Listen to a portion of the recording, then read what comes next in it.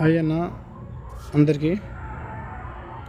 నేను ఒక విషయం చెప్పడానికి ఈరోజు నేను ఒక షార్ట్ వీడియో పెడుతున్నాను. నేను 2-3 వీక్స్ ముందు నేను యూట్యూబ్ ఛానల్ క్రియేట్ చేశానన్న. కొంచెం వస్తుంది, ఓకే, వ్యూస్ వస్తున్నాయి, కొంచెం పర్లేదు. నాకు మొన్నటి వరకు 2 వీక్స్లో 100 మంది సబ్స్క్రైబర్ వచ్చారన్న.